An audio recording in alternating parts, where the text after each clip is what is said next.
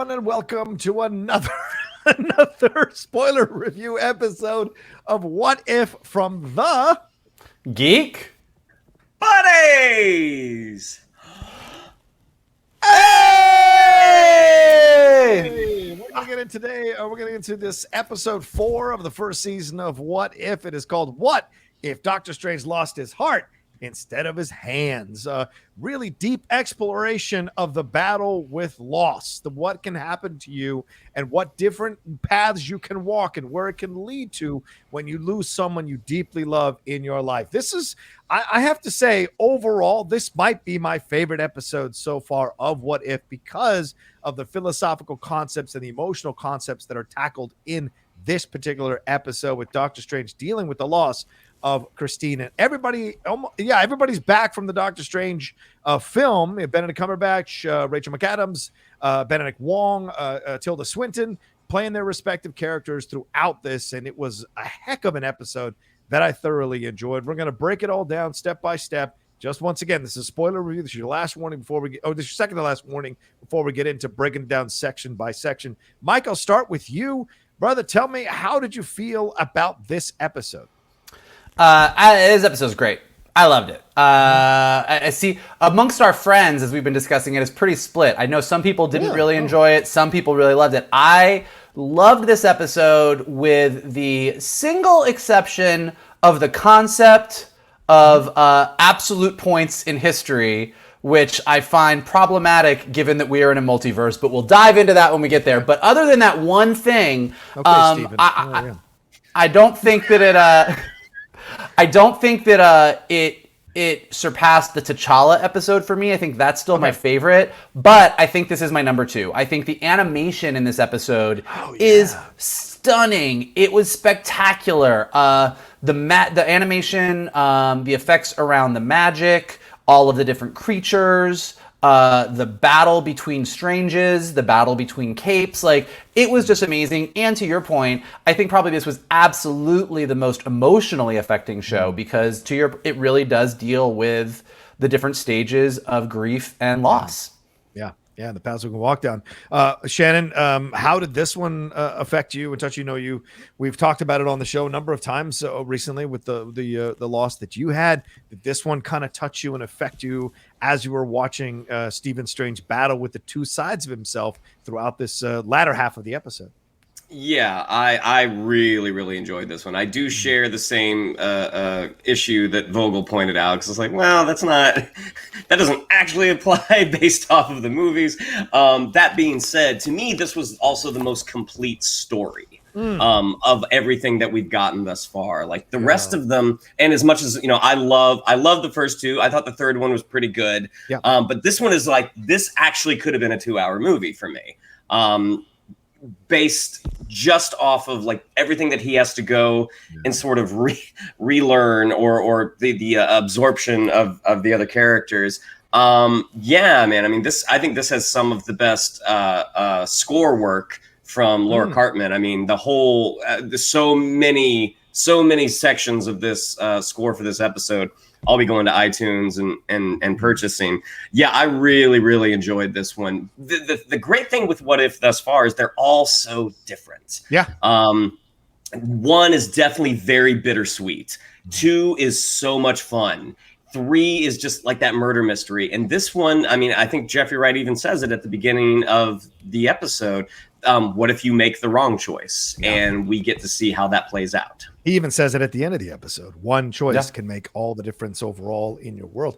I think this is the episode that was most like the What If comics. The What If comic line was darker. It was a lot darker than people remember. And when you go back and read some of them, they're pretty dark in how they view what could have happened in a lot of the stories that they talk about or portray in What If. So I like that this one kind of captured the spirit the most of what I remember when I used to read those as a younger kid, and going through the darkness of what can happen in that. It isn't Elseworlds where it's a fun exploration. What If sometimes could be really dark.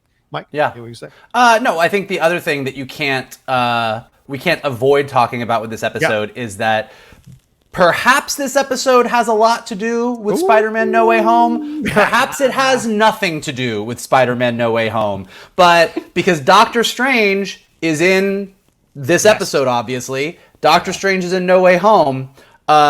This episode deals with Doctor Strange trying to go back and change something in the timeline. Right. No Way Home deals with Doctor Strange going back and changing something in the timeline. Yeah. And given some of the things that we've seen in the trailers and some of the things that are said in the No Way Home trailer about living two different lives and everything else, there is a lot of conjecture online. Not only the idea that the Doctor Strange that we're seeing in the trailer might perhaps be something like this Doctor Strange that we see at the end of What If, but also that what we might be dealing with as far as absolute points, changing history, messing up the timeline. There's a lot of things that could happen. I would be shocked if this What If episode was a prerequisite for seeing No Way Home. That would be a huge leap. But I think that as I was watching it, things were happening and I was like, are we going to get absolute points in No Way Home? Maybe this is something I should pay attention to. So I don't know. So just, I think, I don't know that we will or we won't, but it's definitely something that crossed my mind several times as I was watching the episode. I'm in the same camp with you, brother. I felt the same way. And the timing of it can't be a coincidence that they dropped the trailer or quote unquote, somebody leaked the trailer and then they dropped the actual trailer right before this episode came out. There's no way I just don't think that there isn't some kind of preparation of the MCU audience for what they might be getting in Spider-Man here. And Kevin Feige said it's going to be essential to watch all the MCU stuff to understand everywhere they're going. So it isn't like, oh, the books are over here, and if you want to read the comics, they're saying if the TV shows are out, it does connect up to the overall larger MCU. Yeah. So it's up to you to find them and watch them. So I think they do find that, I think they do have some kind of attachments here. And also don't forget,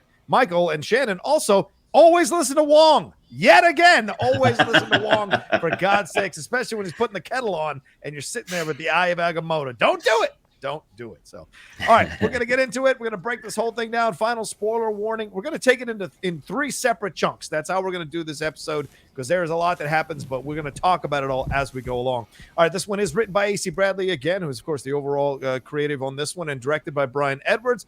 All right, as we start out, Doctor Strange is picking up Christine. He's promised her some creme brulee, and he practices his speech in the car that he's going to give to the Neurological Society, I believe. This is very similar to the movie, except that he's way more of a dick in the movie. And I don't think Christine's in the car. Obviously, she's on speakerphone, so it's a different situation here. They are celebrating that he performed a radical hemispherectomy. I hope I said that right. Maybe your dad can correct me, Michael. Hemispherectomy, I think that's right.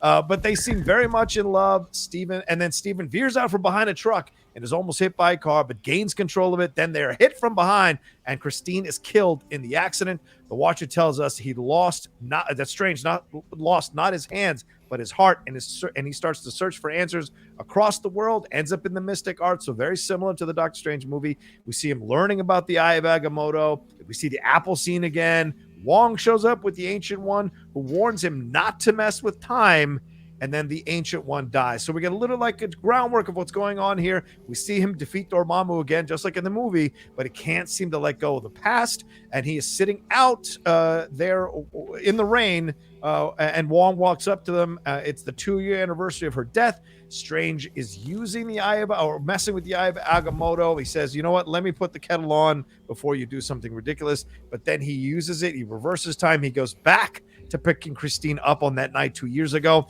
and starts to repeat all the same beats, except they're even happier. Then he's hit from behind again, and Christine dies again.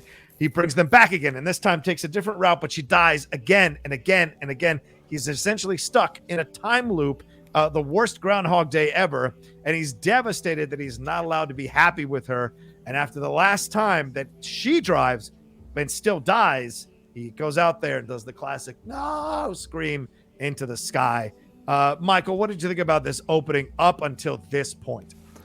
Really, really great stuff. I do love that the key difference here is we know, if you watch Doctor Strange, he does ask Christine to go with him to his speech, and she says no. She's like, and he's like, what? They loved us. And she's like, they were all about you. I'm not going to go. So the key difference here is that in this reality, in this multiverse, she does go with him. And I like that, and they did this a lot. I mean, throughout like him going to Carmitage and everything that happened, like they really did show you how it really does sync up exactly with the movie. I mean, even in the car accident when it happens, the car lands in the exact same position that it does in the movie. So there's a lot of really, really fun stuff as far as setting all of that up. I think that the other part that I really enjoyed was just the animation, the character animation in general. I think that, they've been hit or miss. I wouldn't even say miss. Like some of the characters work better than others. And I've talked about this a lot, like the more that you stylize a face, kind of the more expression you get out of it. And there's just something about Benedict Cumberbatch's face that allows it to be more stylized in animation, I think. Like it's a little bit more angular. There's something like they were just able to get a lot more expression out of his face. And I thought it worked really, really well for them.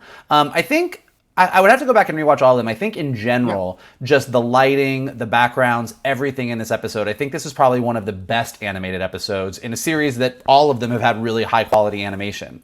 I think that the Groundhog's Day aspect, so once the accident does happen, and we see a kind of, like you said, it's very brief sort of beat for beat. We see the apple, we see Dormammu, we see the Ancient One die, we get it. And then when he does go back, it's brutal. You get really quickly what's going to happen, but watching it happen is pretty awful. I mean, seeing him try everything he possibly can try is really upsetting. One of the fun little mini things that I was like, wow, they're really just connecting it up, is that when he doesn't go, when he kind of just ditches Christine, when he ghosts on her and she dies anyway, we see on the news that she died in a fire, and the newscaster is Christine Everhart, who was from Iron Man and Iron Man 2. I mean, and they got the actress to come in and do that role, which I'm like, you are really, really going for it. I think one of the most heartbreaking parts is the final beat when Christine is the one driving. Yes. And he's just sitting in the seat and he's really just like,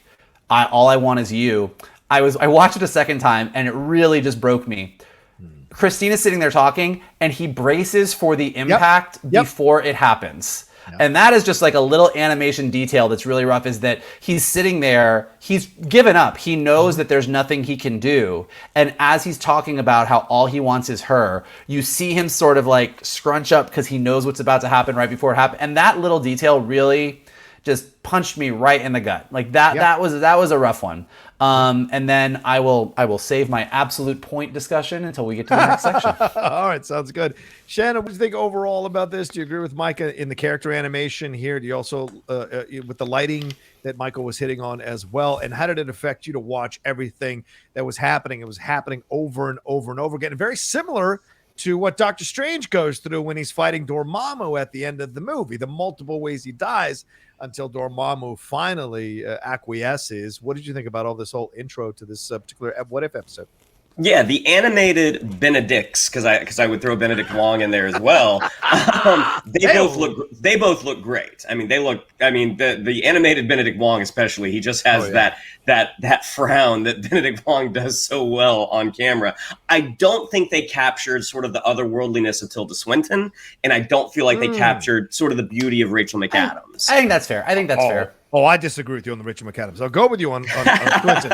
When she came out of that door, I was like, Hachi Mama, she's beautiful. All right. But like a slight disagree with Vogel here. Like, I think it's more than just the fact that Christine said she chose not to go with them in the movies. This Strange is a different guy. Yeah, he's nicer. This is a nicer guy. This is a sweeter guy. This is someone who's a little more in touch with his emotions, and while he certainly has the confidence of the MCU Strange that we've already met, he doesn't have that assholeness.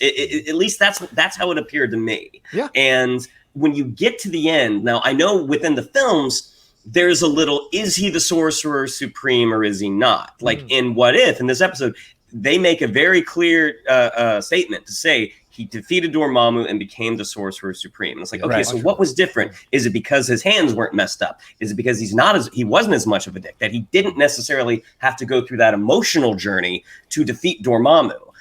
So I thought that was a really interesting choice that they made. The montage was just heartbreaking. This is, again, part of the score that I was talking about. And once you see that, even if it's not a car accident, that it's going to be a heart attack, or it's going to be a robber, or it's going to be an explosion. I mean, just for whatever reason, Christine Palmer in this reality has to die. And it was just so sad. And yes, hearing Leslie Bibb's Christine Everhart come back, Leslie Bibb, who played the role in the first 2 Iron Man films. I mean, she's hilarious. Like, obviously, she wasn't hilarious in this because in this reality, she's a newscaster versus an in-the-field journalist. But yes, I mean, she's a wonderful addition. And the fact that they were like, hey, we need you to say 1 or 2 lines, and the fact that they were able to get her back. Also, the animation of the Watcher in this, I think, was some of the prettiest as well. Yeah. Like, you get those shots, like in the night sky. You get that shot of when they shut the door and he's in the reflection. Yeah. Yes, everything about this episode, I just really enjoyed. Yeah, agreed. All of it. And the way he's starting out, it's almost like they're kind of trying to make you retro care for Strange even more by having this version of Strange in this What If episode that's a little more nicer, a little more, like you said, Shannon, in touch with his emotions, a little more available to Christine. Their relationship is so much more fulfilling, it feels like, than we ever got in Doctor Strange, even after his conversion in the movie. Right. This one feels a little more lived in, and there's genuine affection, genuine love for each other, or a genuine playfulness with each other that wasn't there in the Doctor Strange movie. So it's an interesting choice, turn him this way for this story. All right, the Ancient One appears to him at this point after he's done yelling there. He tells her, or she tells him that Christine's death is an absolute point. Stephen Strange won't accept the truth. He thinks he needs more strength and that there must be more knowledge out there that can help him do it. She warns him that this only leads to darkness and tries to stop him, because if he does this, it could mean the end of the universe, or the end of his world. But she shoots him with her power, but he zaps out into another reality. And he comes face to face with this sorcerer named Obeng, who we find out is probably Cagliostro. But anyway, tells them he is looking for the lost library of Cagliostro, which, of course, if you remember, the book of Cagliostro is what Caecilius used to summon Dormammu in Doctor Strange. Also, the book that he was looking to help him use time with the Eye of Agamotto in the movie there. He is led to a temple with no door as he enters, but then he figures out how to kind of enter. All these symbols light up as he enters on the floor, and he falls to a lower area. Obeng walks up again. They have an exchange, and he leads him to the library of Cagliostro with the lost books. And it's a beautiful visual with this incredible tree in the middle and all these books like hanging and everything like that. He looks through the books, finds a time manipulation book, he reads that you can gain power through the absorption of other beings. And then he tries to open a portal, and what I assume is Shuma Gorath appears, and after he asks to share his power, one of its tentacles whips him into a wall. Then he is knocked out. Obeng is helping him recover, and he asks Strange if Christine is worth it, and says there's a fine line between devotion and delusion. Love can break more than your heart. It can shatter your mind. And Obeng says life taught him that. That wasn't in any book. And then we are transporting to Strange, who is now recovered. We go to Strange, who's now recovered, and he is figuring out how to absorb power starting on a small scale. He takes what I think is a gnome's power. I've seen other people say a dwarf's power. I don't know. That's a vampire gnome. That's a vampire gnome is what that is. I think your sister would love that section there, the gnome showing up there. Then a bug shows up, and he doesn't like bugs, but he takes the cape, which a lot of people think might explain the darker cape that we've seen in the Spider-Man No Way Home trailer. A raven's power, a dragon's power, two-headed ram, a demon, numerous things. The Watcher says he cannot intervene and is actually heard by Strange when he's giving the monologue to us. Strange actually hears him, but then next we go to an elk and assorted other demons over multiple days and nights, and then brings Shuma Gorath back, severs its tentacles, and takes its power. And amongst the demons that came up, I saw some speculation on screen rant, I think, that Sumaket came up, and Sumaket is connected to Namor. So that's an interesting thing to kind of open up for all you nerdy Doctor Strange fans. Shannon, let's stop here. What did you think about all of this, the process of him going against the Ancient One, trying to get more power, and then absorbing it from these other sorcerers against their will? I mean, totally cool sequence. I mean, the first time that we see those tentacles emerge, I was half expecting Captain Carter to flip out and push Shumagarath back in the portal.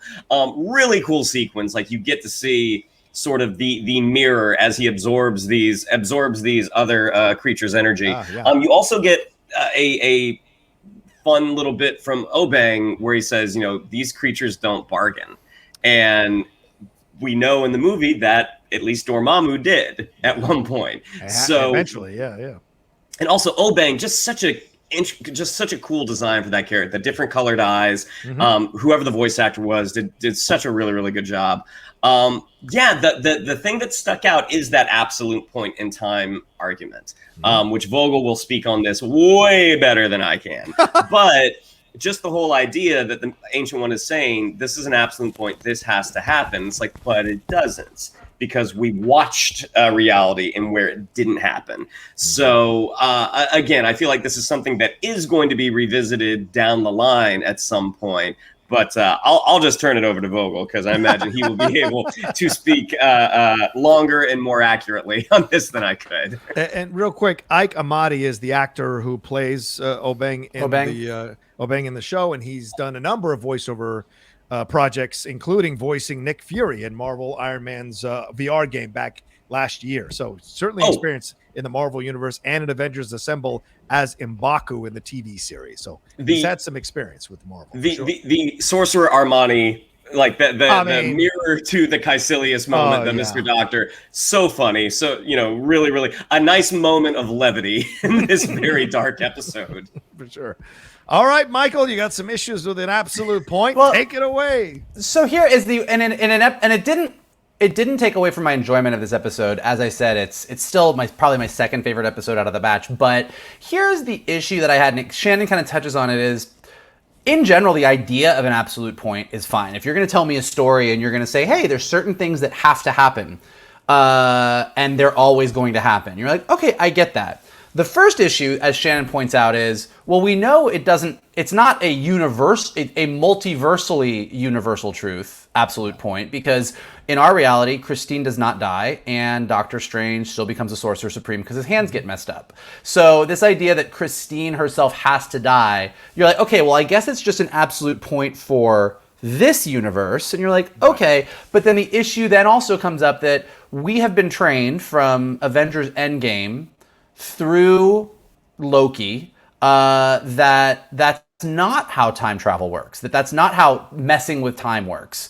And then what if, as a series itself, is a series that is built on the idea that one tiny change creates all of these vast differences. So in a world where we have Avengers going back into time to pick up Infinity Stones, and we know that there is a TVA, and we are taught that if you do something different, it creates a variant and it creates a different timeline, and that we're building that. We're living in a reality where we understand it to be, well, if you do something, maybe you're going to create a branched timeline where Strange never becomes the Sorcerer Supreme and a bunch of bad shit happens. But this idea to all of a sudden introduce an absolute point, particularly an absolute point that we know is not an absolute point in our world because we've seen Doctor Strange, it creates a lot of questions and starts to really muddy the waters. Now, they just really wanted to tell this story, and they really wanted it to be about Strange's heartache, and so they created the idea of an absolute point for this episode and kind of went, okay, well, let's just go with it, and that's fine.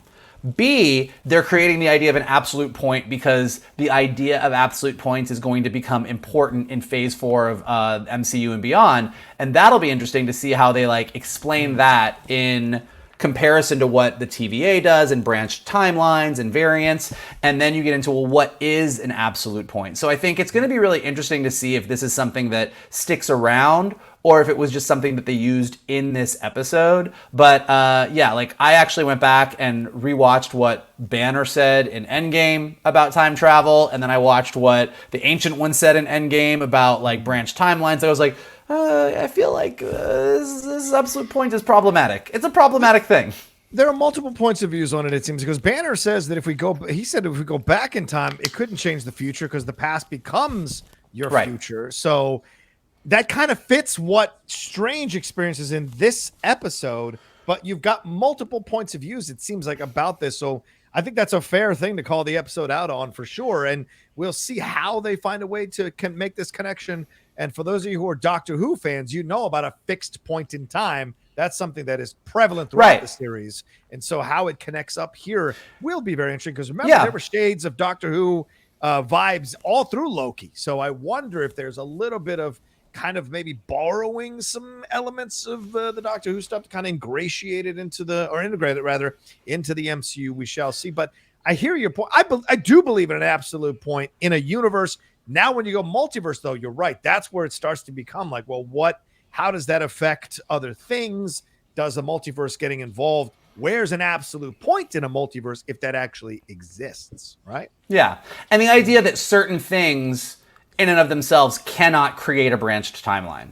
Like, it's just not going to work. Like, the timeline is going to reset itself. There's also a discussion, I was reading this online, like, there's a difference between the science of what Tony Stark does to go through the quantum realm, or what the TVA does when they deal with time, versus the Eye of Agamotto as an Infinity Stone that actually magically deals with time. So like, there's also like, well, do magic rules work differently than science rules? So we could literally break this down. Like, the fun part about talking about time travel is there are no answers, because it actually doesn't make sense. So we could argue it for hours, but yeah, it kind of falls into the category of, did Cap create a branched timeline to live with Peggy, or was he always Peggy's wife? Like, the end of Endgame, which has been debated over and over and over again, and we still don't actually have an answer for. This idea of what is an absolute timeline could fall into that category of, people could argue quantum physics and magical rules for days and days and days, and we won't get to it. But all of that being said, that once you get past the point that it was a head scratcher of a moment, accepting it for what it was, and using that to tell Strange's story, the rest of it was really, really fascinating and amazing. And I do think that when they do get to Cagliostro's sort of temple of books, it is so gorgeous. It also made me realize that wizards are not practical in the way that they stack books. Well, not practical for a human, but they might. I was just like, right. It just made me laugh. Like, I was like, wow, that's gorgeous. Look at that tree. Look at all those books hanging there. Why would you hang books that high?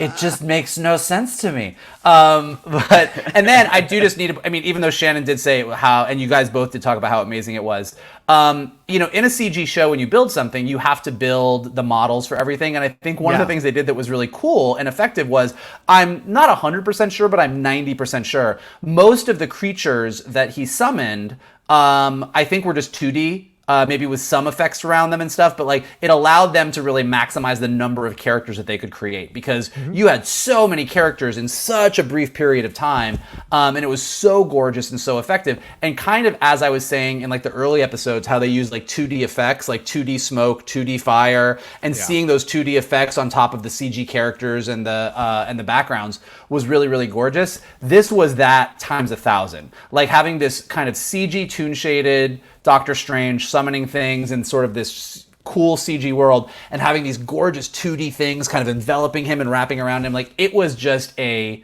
sequence that would rival anything you've seen in a feature animated movie. It was that beautiful and that cool to look at. Yeah, I don't disagree. Scott Derrickson was on Twitter and posted a picture of Doctor Strange in front of the Sanctum Sanctorum, in front of that window there, and said, "This image taken from the comic captures what I always loved about Doctor Strange, a lone and lonely character on a spiritual quest, never fully overcoming himself, but always trying, capable of confronting any darkness." And when Alicia Grasso, who is the features editor over at Screen Rant, responded back to that tweet, telling him, "Have you seen the latest episode of What If?" And what have you, he said, "I saw an early cut of it and thought it was terrific." So I think him posting that picture, which kind of rivals where we find Doctor Strange earlier in this episode with the rain and the 2-year anniversary of Christine's death. It is that. This is what makes him such a compelling character. And really all the superheroes, right? They all seem to have some kind of tragedy behind the heroism. And with Strange, it is there now right in front of us in this episode. And we see him occasionally in the movie, as Scott Derrickson pointed out with that picture, where he finds those moments where Strange is alone, looking out, seeing everything, because he is charged with so much responsibility as the main sorcerer of the realm, and now the Sorcerer Supreme himself, which seems to have been officially said here in the MCU. All right, let's move into the next section of the show. I think this is, this is going to be a long one. So here we go. Strange walks into a room with Bobang dying. He's apparently gotten way older because Strange has been down there absorbing creatures' stuff for quite some time, or sorcerer stuff for quite some time. It says you use the magic to remain frozen for centuries.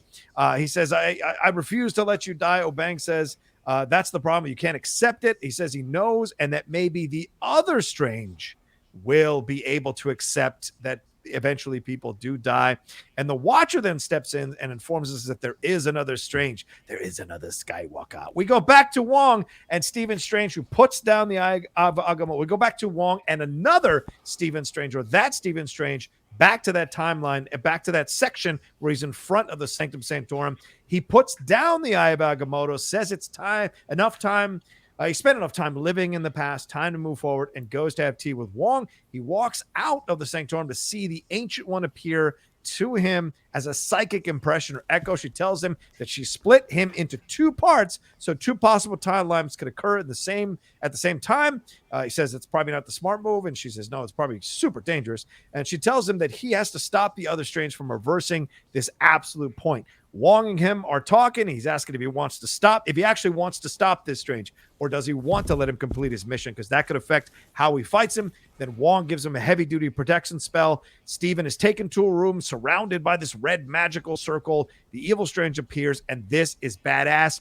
He tells him how much they loved Christine and needed her. He grabs him and takes him back to that point in time of her death there next to the car and the accident, and he literally has a battle with himself. Grief versus acceptance is what I put here. The 2 capes battling was a fun highlight. The red cape eventually distracts the evil Doctor Strange. Stephen launches a shot at him. It looks like he might have won when he is taken from the ground from behind and brought back to a memory with Christine. She's being used to trick him, but he doesn't buy it, which leads them to battling in the air.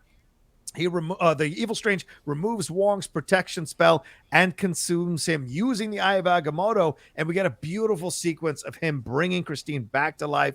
But he is a demon with all these different looks on his face, whatever that is, and she is frightened of him, runs away from her, and she's about to fall off this cliff. They are taken up into the air. He tries to fight off the end of the world. The Watcher appears, and he will not help Stephen, much to Stephen's chagrin. He's begging him, and he leaves him with a final lesson. Messing with time and events leads to destruction.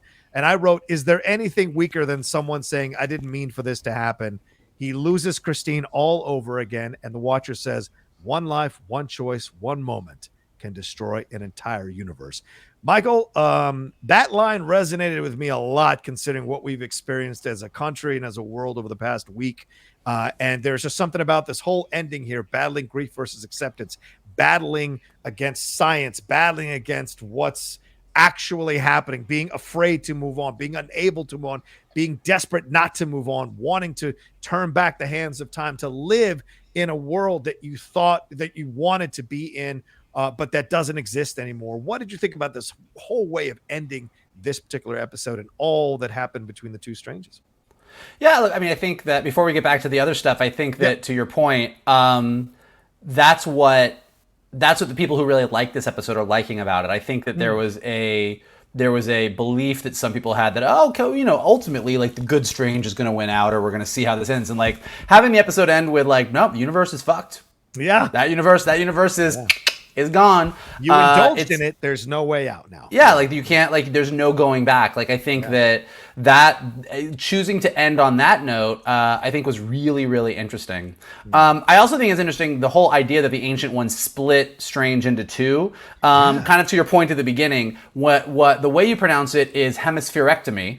Okay. That Doctor Strange was giving the speech about, and the only reason And the reason that I bring it up is because what a hemispherectomy is when you separate the two hemispheres of the brain. It's like a rare treatment that you do to deal with someone who has epilepsy, is what I read. But the idea that he's doing a hemispherectomy where he split the two hemispheres in the brain, and later we find out the Ancient One has literally split him in two, living these parallel lives kind of a la sliding doors, I thought was like a really interesting nod. I also think, and I'm not the only one who thinks this, that this idea of splitting into two timelines or living two lives at the same time is very much potentially what we may see in No Way Home a little bit, just based on some of the things that Strange says in that trailer to Peter.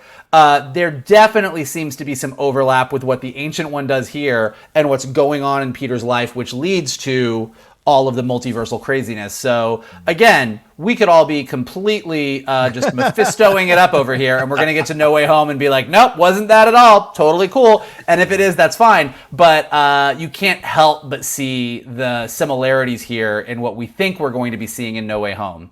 The Doctor Strange on Strange battle, amazing. I mean, again, just a tour de force of animation, like the two of them fighting each other. You had mentioned it. Red magic is being used a lot in this episode. And as we all discuss ad nauseum with Marvel, like the colors of magic seem to be pretty important. And red is definitely chaos magic. It's definitely the reality warping stone. It is definitely Scarlet Witch's power. And so the fact that the evil Strange is sort of whipping up some red magic, I think, is definitely something of note. Cape on Cape battle, here for it. poor Red Cape screaming when it dies, not here for it. Makes me real sad. Love that little guy. He's right up there with the magic carpet in Aladdin for me, and I'm real sad to see him go. And then, I think that when the evil Strange does win, I saw a lot of people making some interesting comparisons online. One being that the way that reality is falling apart in this universe, very reminiscent both of the way that reality kind of falls apart in WandaVision when her TV reality falls apart. If you go back, look, there's a lot of similarities there. Also, there's a lot of similarities with the snap and the way that people sort of disappeared, except that, and I don't think this is intentional, but I saw somebody on Twitter, I wrote down their name, I forget who it was. I think it was, I can't find him to give them credit, but they said a really interesting thing that in reality, the snap kind of turns you to dust, but because this is an animated universe, everybody looked like they were turning into ink.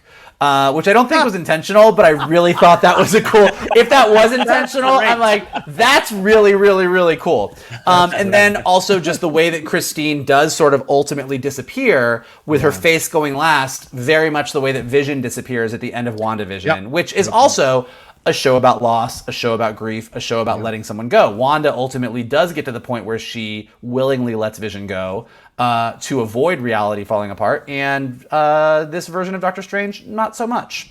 I really like what the Watcher says. Like, to your point, I love that Doctor Strange is the one character that actually can kind of hear the Watcher, that can hear those other things going on, which I thought was really cool.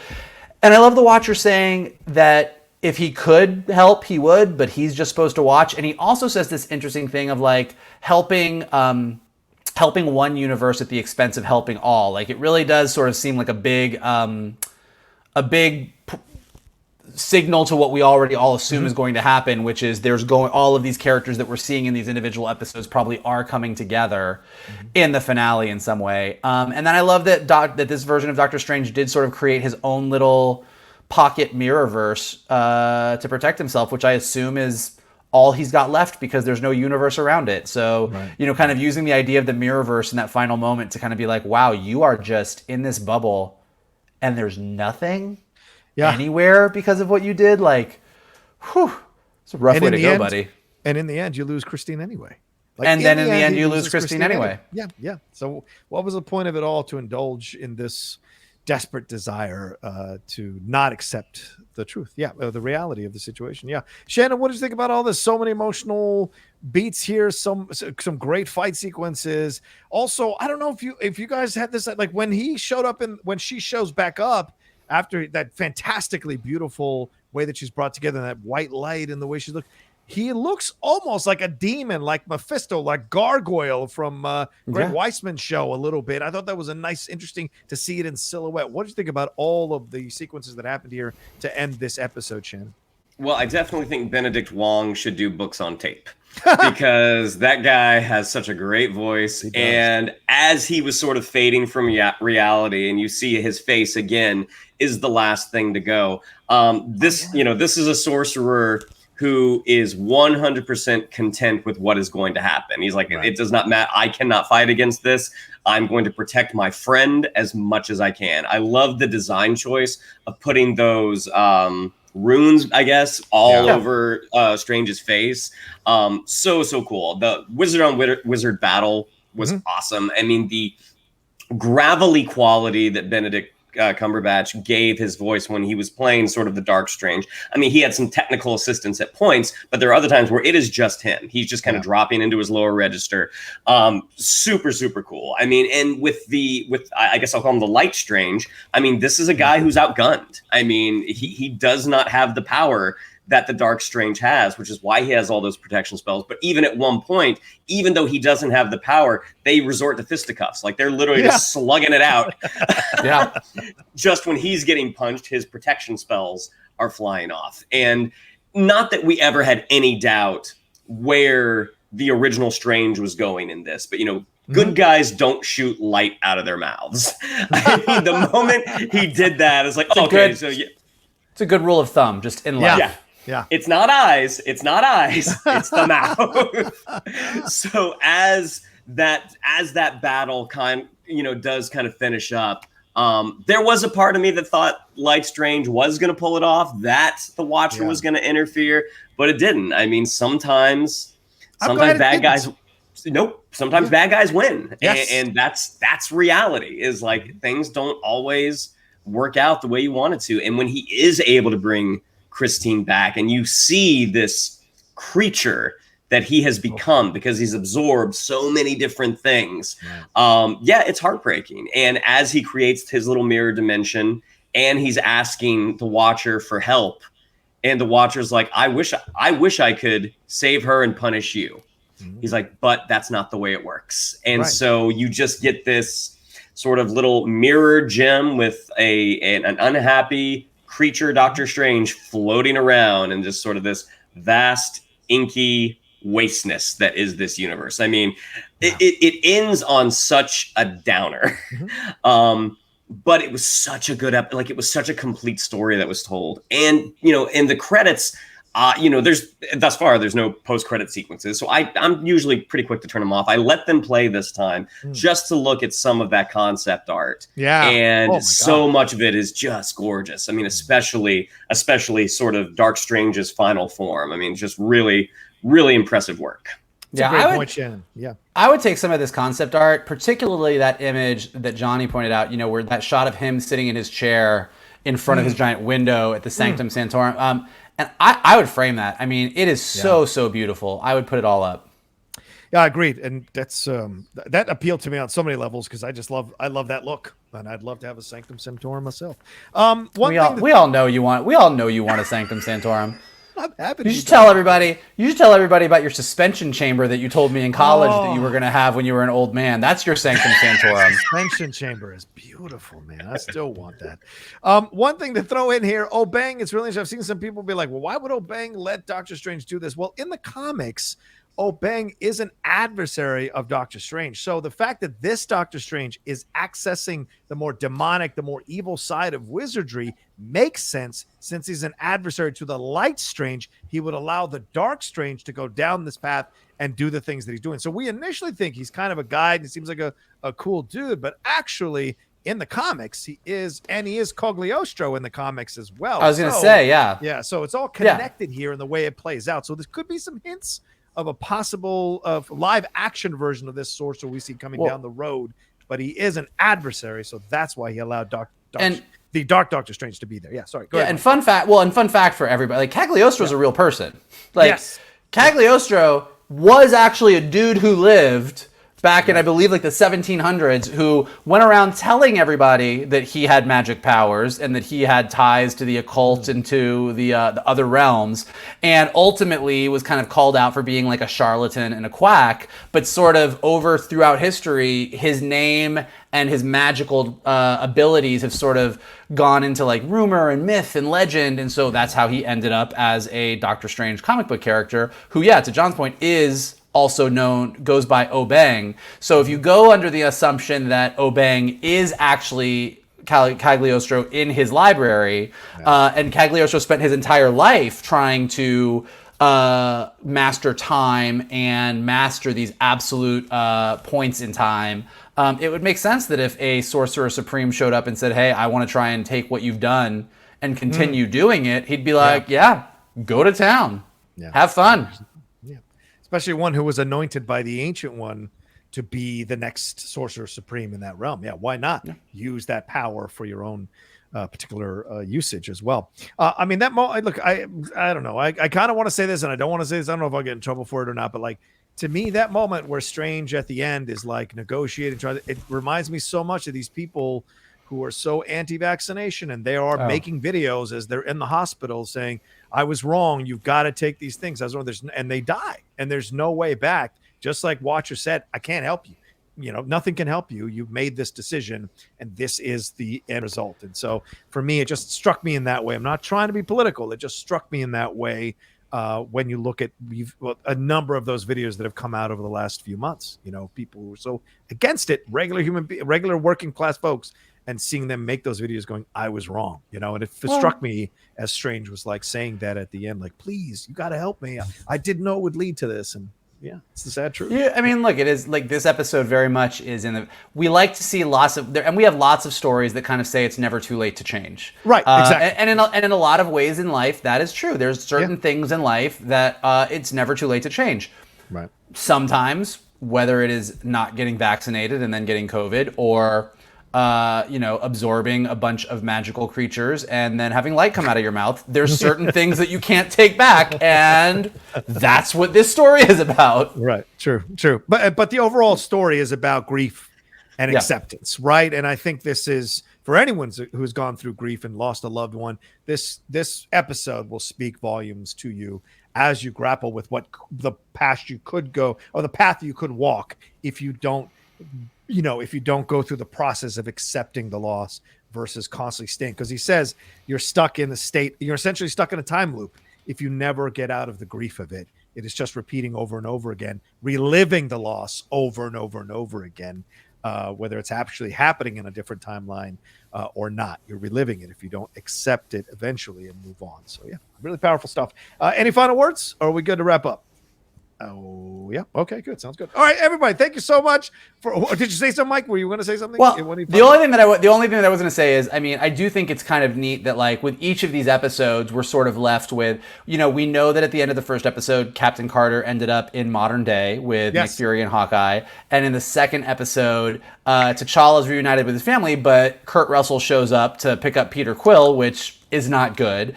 And then at the end of the third episode, Loki has taken over, and Fury's got Cap coming out of ice and Captain Marvel there, and now we have evil Doctor Strange floating around. So they we don't have post-credit sequences in What If, but we do have at the end of each episode a pretty big indicator that, like, well, we didn't wrap this up completely. And so I think as we see the next few episodes come out, it's going to be really interesting to see, because I think sooner... How many episodes do we have total?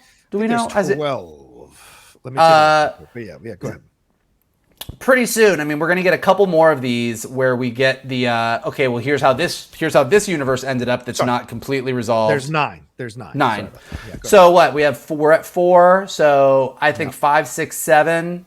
We'll have 5, 6, 7 where we kind of get a kind of, okay, well, here's what's going on. And then 8 and 9, I'm assuming, are going to be a big epic finale where we're going to see a lot of these characters together.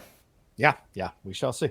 All right, thank you so much for watching this spoiler review episode of What If, episode 4 of the show. I hope you all enjoyed it. Thank you all so much. If you've downloaded on the podcast feed, thank you very much for doing that as well. Shannon, what do we have to tell them? Yeah, if you'd like to follow us on social media. On Twitter, it's @geek_buddies. On Instagram, @the_geek_buddies. If you'd like to follow me on social media, on Twitter, it's @Shannon_McClung. On Instagram, @Shannon the Geek Buddy. If you would like to follow Mr. Vogel, it is @MK2. And if you would like to follow Mr. Rocha, it is @The Rocha Says. Mikey? Look, sometimes in life you make choices and you can't take them back. And it's real bad. One of those things, if you don't help us out, it could be real bad for you. I don't want to say what'll happen, but it could be real bad.